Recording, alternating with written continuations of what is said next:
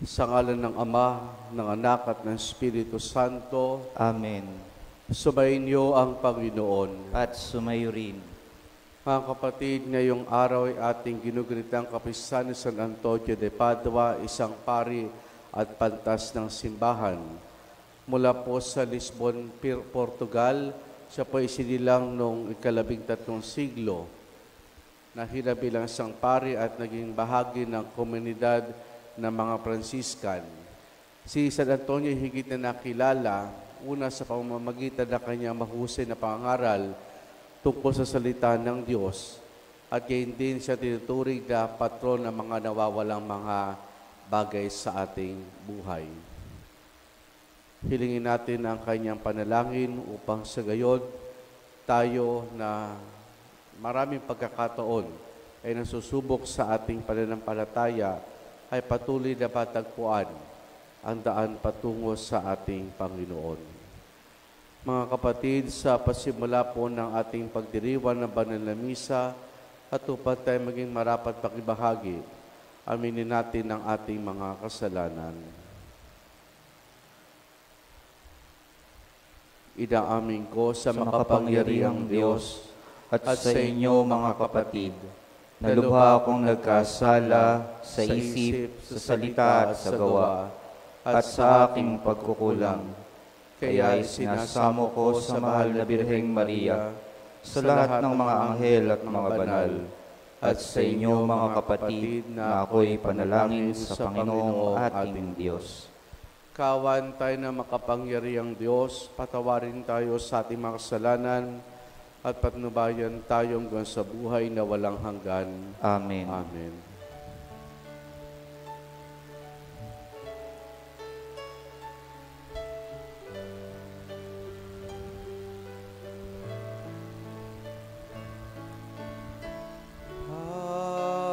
Panginoon, kawan mo kami.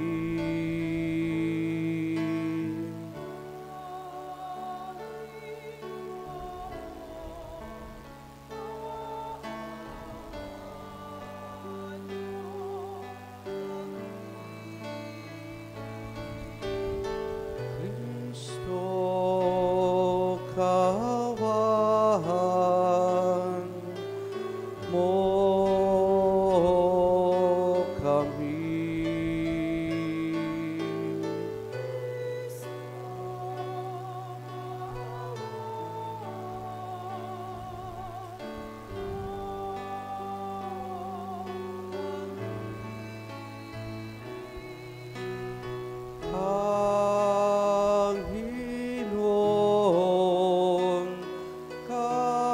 kawan mo kami.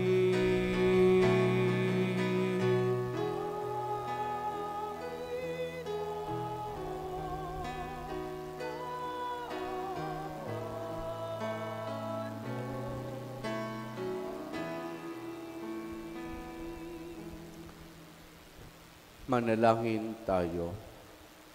Ama naming makapangyarihan, ibinigay sa iyong sambayanan si San Antonio bilang mahusay na tagapangaral at tagapadalangin para sa mga pangailangan.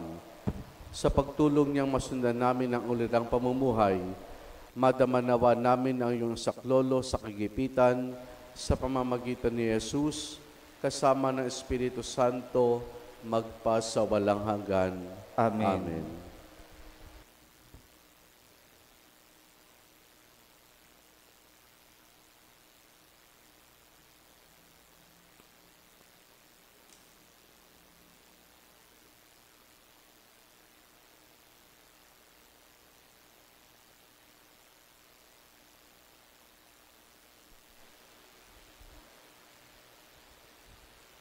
Ang salita ng Diyos mula sa ikalawang sulat ni Apostol San Pablo sa mga taga-Korinto.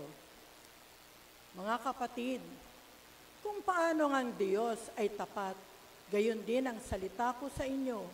Ang oo, ngayon ay mananatiling oo ang anak ng Diyos. At si Hesukristo na pinangaral namin ni Silvano at Timoteo ay hindi oo. Ngayon, sa pagkatapos ay hindi, siya'y mananatiling oo, sapagkat siya ang katuparan ng lahat ng pangako ng Diyos. Dahil sa Kanya, nakasagot tayo ng amen. Sa ikaluluwalhati ng Diyos, ang pagtibay sa amin at sa inyo ay pamamagitan ng pakikipag-isa kay Kristo, at siya rin ang humirang sa amin, tinatakan niya kami at pinagkalooban ng kanyang Espiritu. Bilang katunayang tutuparin niya ang kanyang pangako. Ang salita ng Diyos. Salamat sa Diyos. Lubos akong tumanglaw ka sa lingkod mo at pagpalain mo ako. Tumanglaw ka sa lingkod mo at pagpalain mo ako. Lubos akong humahanga sa bigay mong mga turo. Iya'y aking iingatan, susundin ng buong puso. Tumanglaw ka sa lingkod mo at pagpalain mo ako. Ang liwanag ng turo mo'y nagsisilbing isang tanglaw. Nagbibigay dunong ito sa walang pangkaranasan. Tumanglaw ka sa lingkod mo at pagpalain mo ako.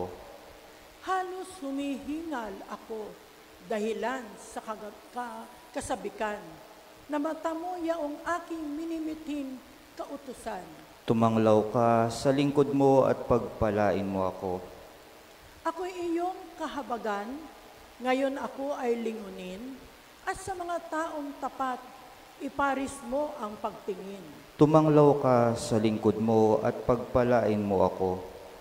Sang-ayon sa pangako mo, huwag mo akong babayaang mahulog sa gawang ilisya at ugaling mahahalay. Tumanglaw ka sa lingkod mo at pagpalain mo ako. Sa buhay ko'y tumanglaw ka at ako ay pagpalain. At ang iyong utos ay ituro mo sa akin. Tumanglaw ka sa lingkod mo at pagpalain mo ako. Magsitayo ang lahat.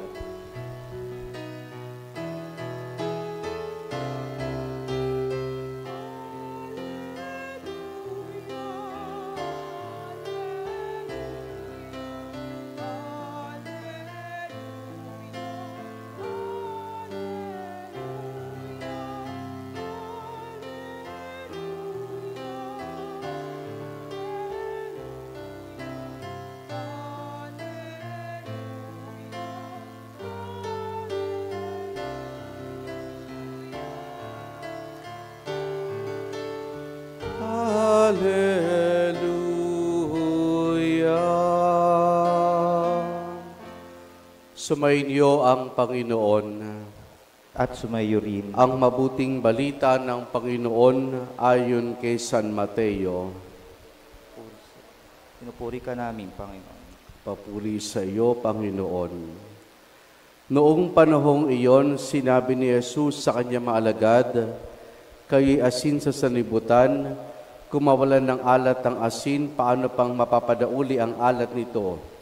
Wala na itong kabuluhan, kaya't itinatapon na lamang at iayapakan ng mga tao. Kayong ilaw sa sanlibutan, hindi may tatago ang isang lungsod na nakatayo sa ibabaw ng burol. Wala nagsisindi ng ilaw at naglalagay nito sa ilalim ng takalan. Sa halip ay inilalagay ito sa talagang patungan upang matanglawan ng lahat na nasa bahay. Gayun din naman, dapat ninyong paliwanagin ang inyong ilaw sa harapan ng mga tao. Kung makita nila ang inyong mabubuting gawa at luluhatiin ang inyong amang nasa langit. Ang mabuting balita ng Panginoon. Pinupuri ka namin, Panginoong Jesucristo.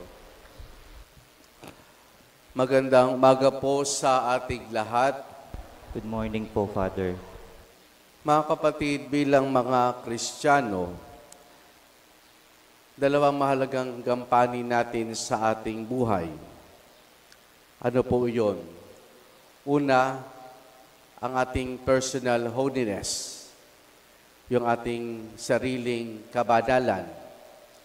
At pangalawa, sa pamamagitan ng kabanalang ito, ay ito'y maihayag sa ating kapwa at patulungan sila na sila rin ay tahakin ang landas ng kabanalan. Yung una, personal holiness o yung personal nating kabanalan. At pangalawa, ay matulungan natin ng ating kapwa tatahakin din ang landas ng kabanalan.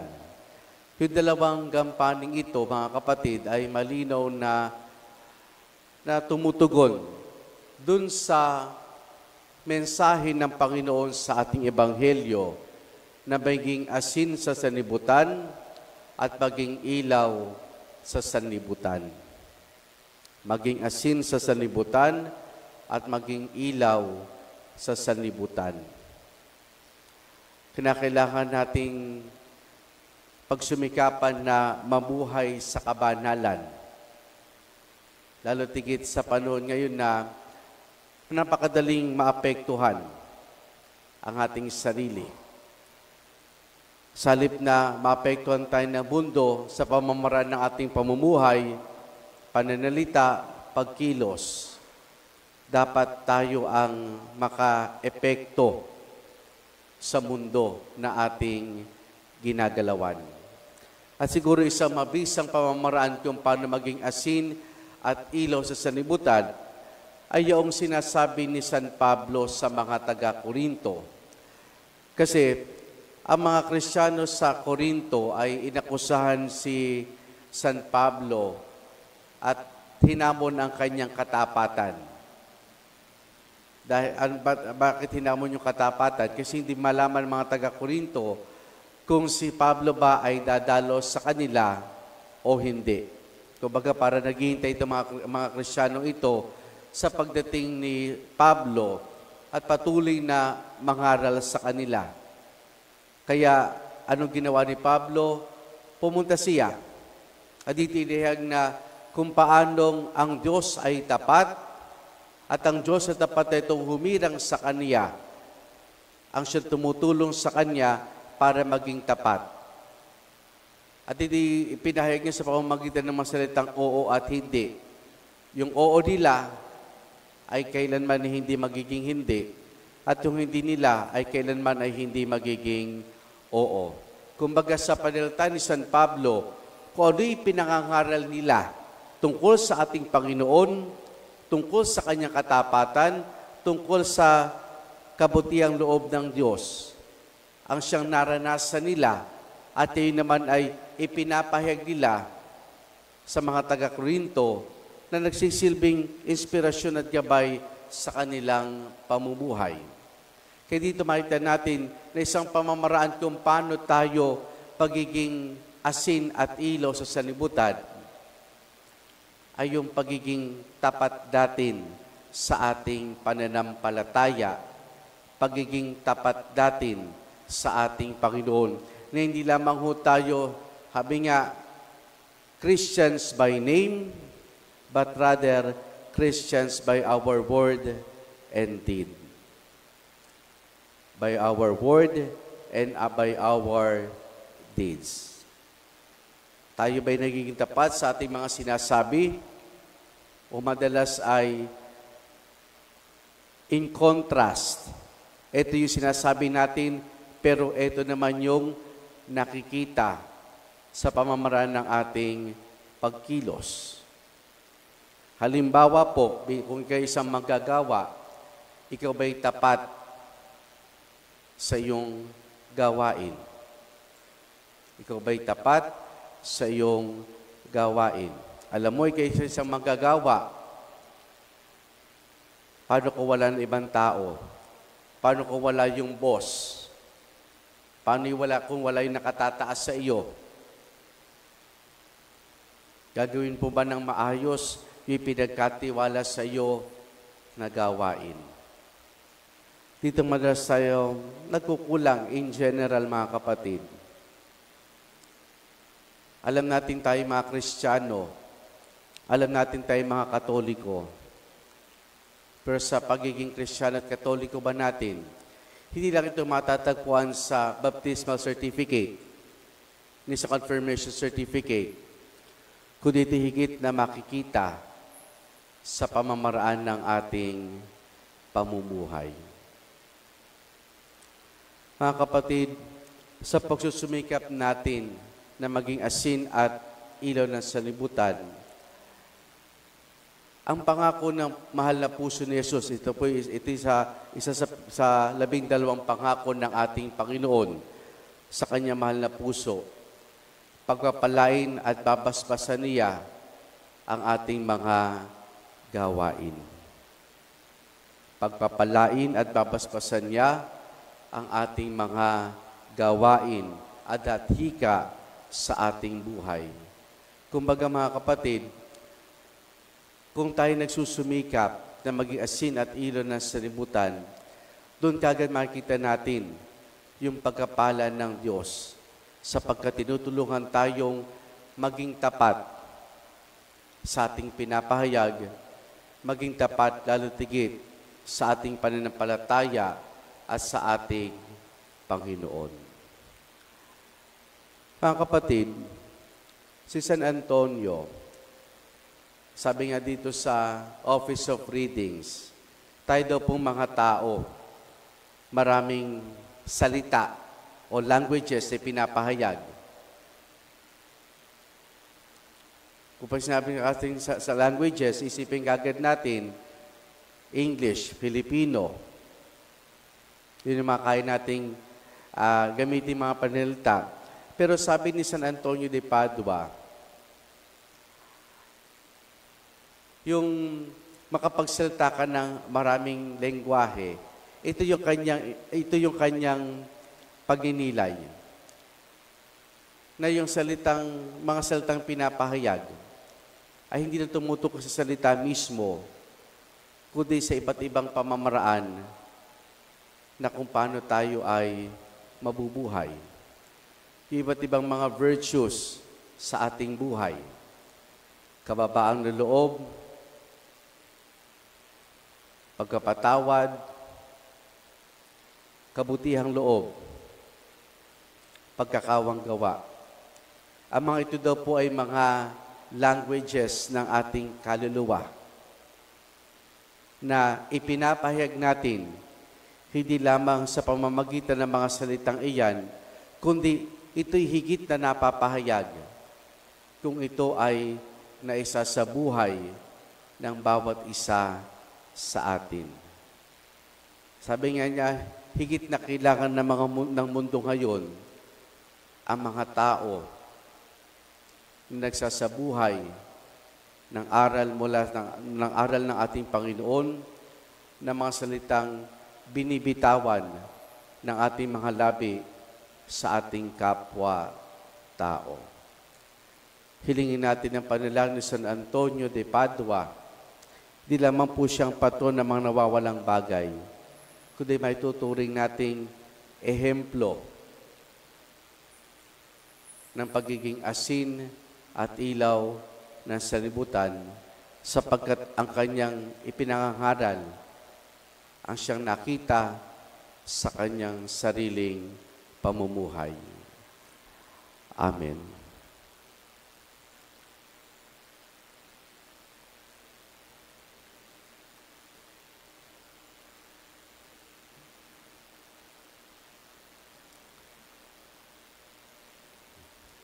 Manalangin tayo sa Diyos, ang Ama ng Liwanag, upang maging tapat tayo sa ating misyon na maging ilaw at asin ng sanlibutan.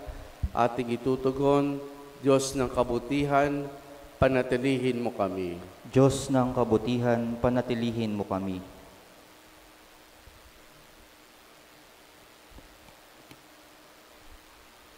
Ang simbahan, naway ipakita ang kapangyarihan at ningning ng Espiritu sa lahat na naghahangad ng katotohanan. Manalangin tayo sa Panginoon. Diyos ng kabutihan, panatilihin mo kami. Ang mga lalaki at babae na pinagkatiwalaang magpasya para sa ikauunlad ng mga tao na may maliwanagan ng kinang ng Ebanghelyo. Manalangin tayo sa Panginoon. Diyos ng kabutihan, panatilihin mo kami. Tayo na tinatawag na maging asin at liwanag ng sanlibutan, naway maging daluyan ng pag-asa at ginhawa ng ating kapwa-tao. Manalangin tayo sa Panginoon. Diyos ng kabutihan, panatilihin mo kami. Ang mga may sakit, mga may alalahanin, at mga sawing puso, naway matagpuan ang liwanag ni Kristo sa pamagitan ng paglilingkod ng simbahan. Manalangin tayo sa Panginoon. Diyos ng kabutihan, panatilihin mo kami. Ang mga tapat na yumao, naway sikata ng walang hanggang liwanag. Manalangin tayo sa Panginoon. Diyos ng kabutihan, panatilihin mo kami.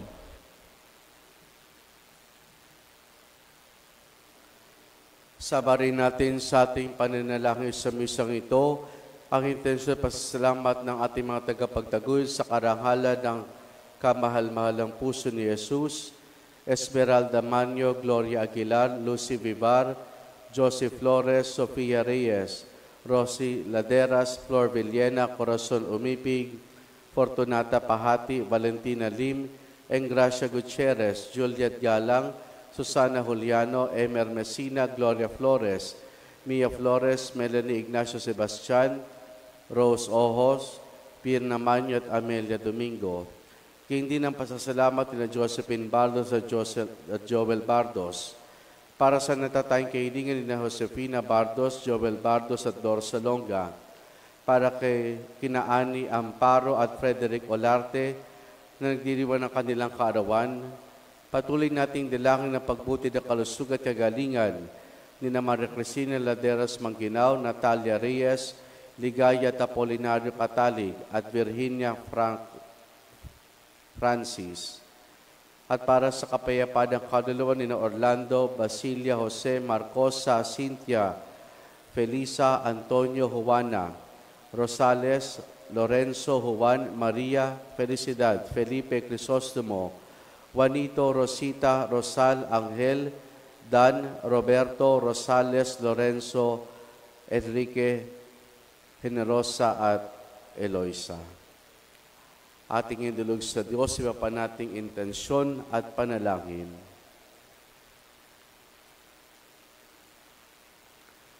Panginoong Diyos, habang ipinapanalangin namin ang aming kapwa, hinihiling namin na tulungan mo kaming magliwanag sa kanilang paningin, nang sa gayon kanilang purihin ang iyong kabutihan. Hinihiling namin ito sa pamamagitan ni Jesus, na aming Panginoon. Amen. Pag-aalay.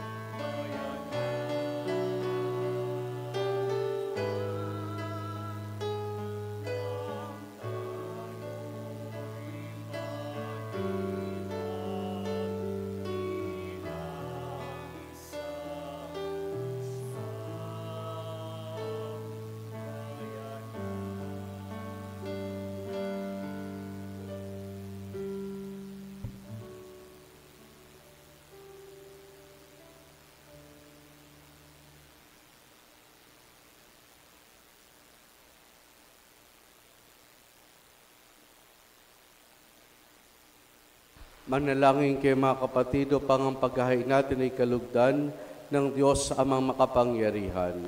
Tanggapin nawa ng Panginoon itong paghahain sa iyong mga kamay sa kapurihan niya at karangalan sa ating kapakinabangan at sa buong sambayanan niyang banal.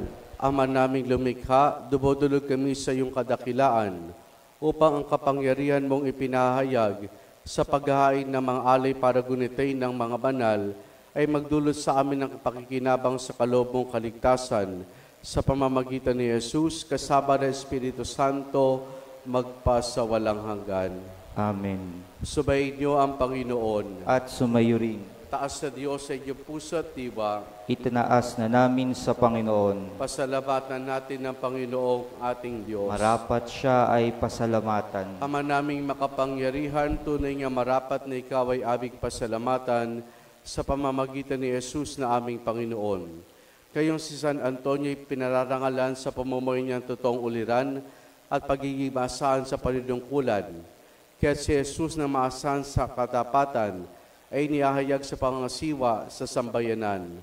Ang mga lasakit ng mga ulirang tagapangasiwa noon ay nagpapatuloy bagpa hanggang ngayon sa mga panalangin kanilang iniukol kaysa na sambayan mong dito'y nagtitipon. Kaya kaysa na mga anghel, magsisiawit ang papuri sa ng walang humpay sa kalangitan, kami nagbubunyi sa iyong kadakilaan.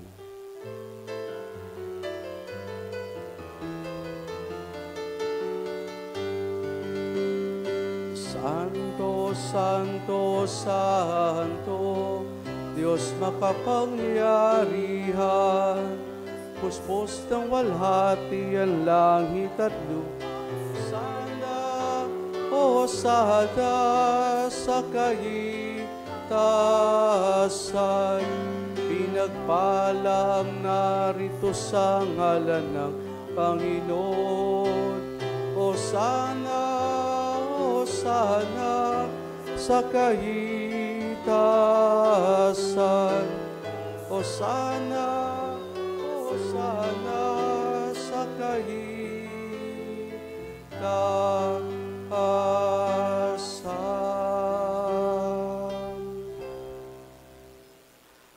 Ama naming banal, ikaw ang bukal ng tanang kabanalan. Kaya't sa pamamagitan ng Espiritu, gawin mong banal ang mga kaloob na ito upang para sa amin maging katawan at dugo ng aming Panginoong Hesukristo. Bago niya pinagtiis ang kusang loob na maging handog, hinawakan niya ang tinapay, pinasalamatan kaniya, pinaghati-hati na yon. Iniabot sa kanya malagad at sinabi, tanggapin ninyo lahat ito at kanin itong aking katawan na ihahandog para sa inyo.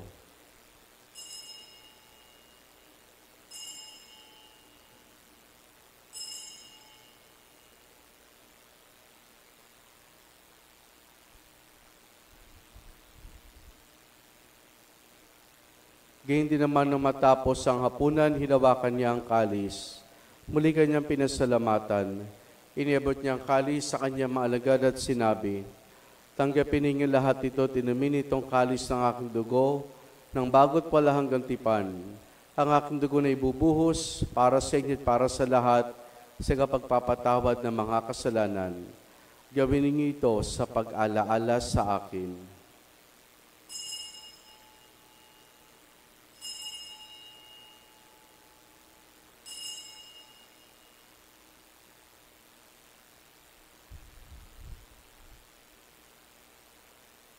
Ang misteryo ng ating pananampalataya.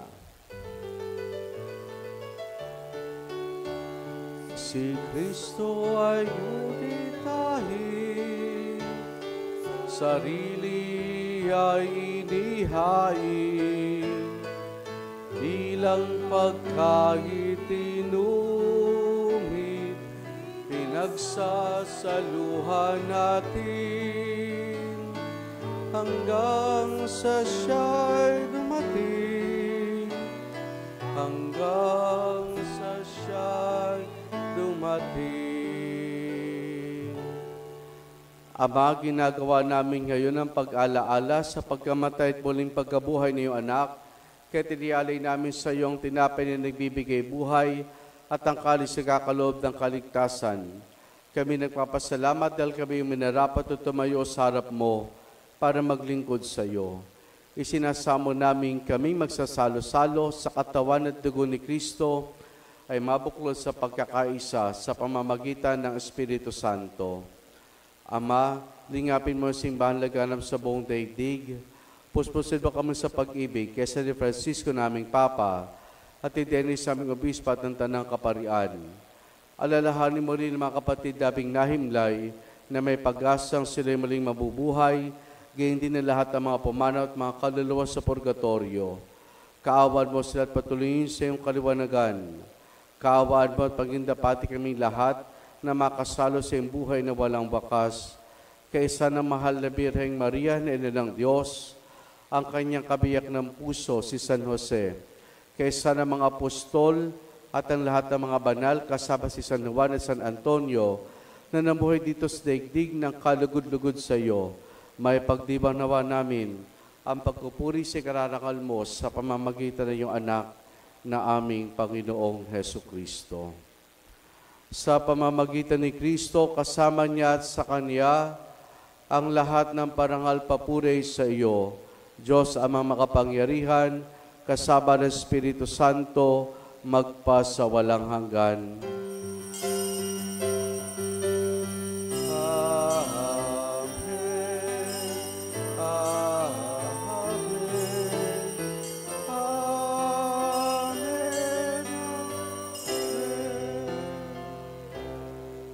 Sa tagubiling mga nakagagaling na utos sa turo ni Jesus na Panginoon natin na Diyos, ipahayag po natin ng lakas loob.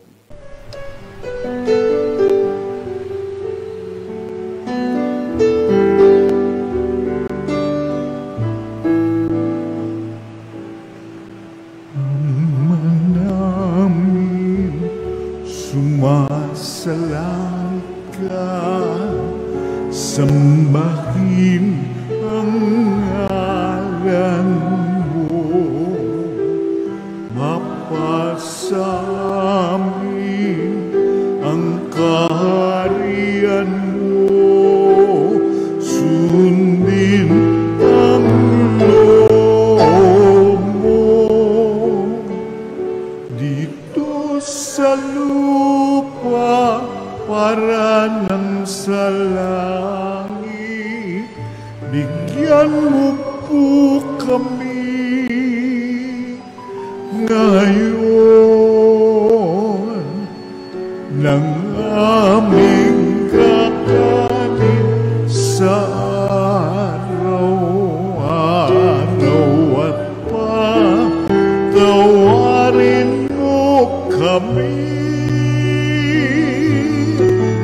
sa aming mga sala, para ng pagpapatawan namin sa nagkakasala sa amin, at huwag mo kaming ipagdulot sa tukso, at yadya mo kami sa lahat ng masama. Hinihiling namin kimedias sa lahat ng masama, pagkalooban ng kapayapaan, araw-araw iligtas sa kasalanan, at ilayos lahat ng kapahamakan, samantalang aming masayang pinananabikan ang dakilang araw ng pagkapahayag ng tagapagligtas naming si Jesu Kristo. Sapagkat iyo ang kaharian, kapangyarihan, kapurihan, ngayon at pakailanman.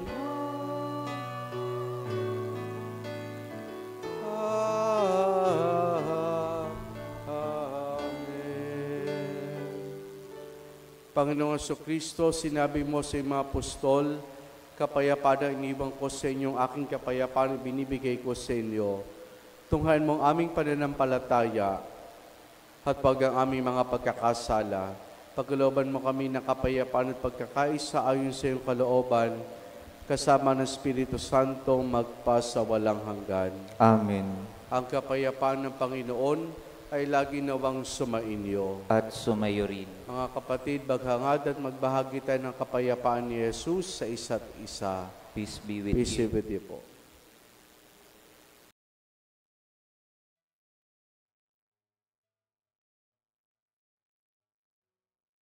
Kordero ng Diyos na nag-aalis ng mga kasalanan ng sanlibutan, maawa ka sa amin. Kordero ng Diyos na nag-aalis ng mga kasalanan ng sanlibutan, maawa ka sa amin. Kordero ng Diyos na nag-aalis ng mga kasalanan ng sanlibutan, ipagkaloob mo sa amin ang kapayapaan.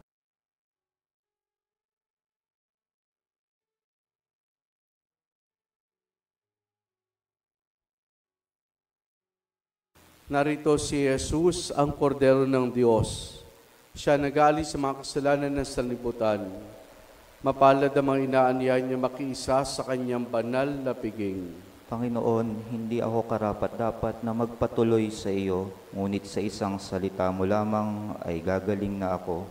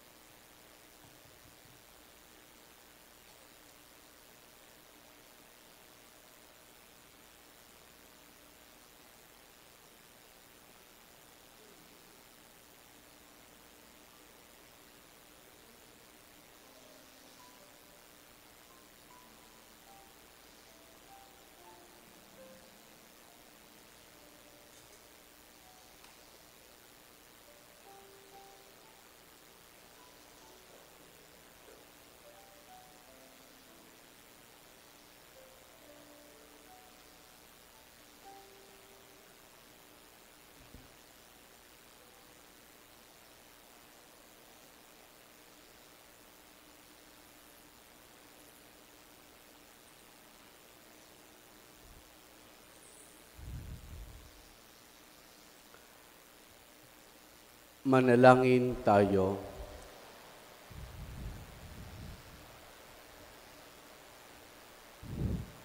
Ama naming mapagmahal, sa tanggap naming banal na pagkinabang, ngayong si San Antonio de Padua ay pinararangalan, ay magdulot nawa sa amin ng ligayang magpakilanman, pakundangan sa ginaganap namin sa mundong ibabaw, sa pamamagitan ni Jesus, kasama ng Espiritu Santo, magpasawalang hanggan. Amen.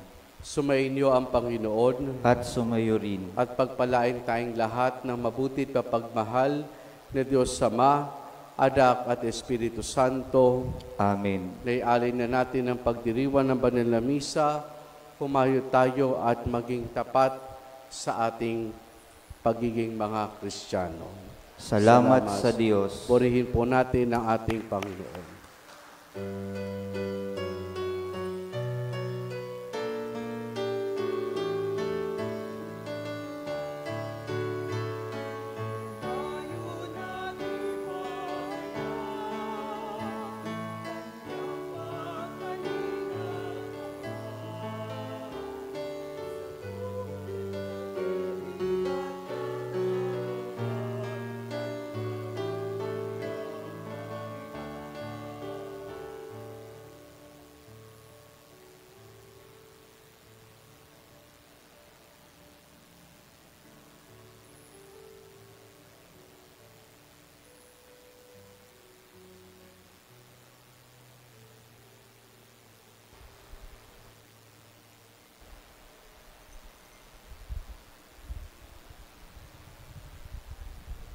Ama naming makapangyarihan, ibinigay sa iyong sambayanan San Antonio de Padua bilang mahusay na tagapangaral at tagapanalangin para sa pangangailangan. Dinudulog namin sa iyo sa pamamagitan ng panalangin ni San Antonio de Padua ang mga biyaya at kahilingang aming tinataas at hinihiling sa pamamagitan niya.